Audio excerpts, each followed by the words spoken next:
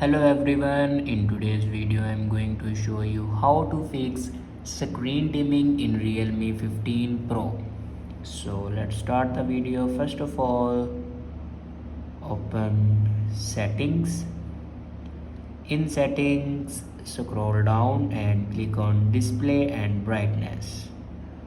Now here you can see the option auto brightness. If you turn on your auto brightness, then turn it off.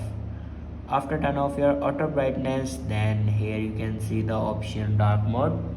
If you turn on your dark mode, then turn it off.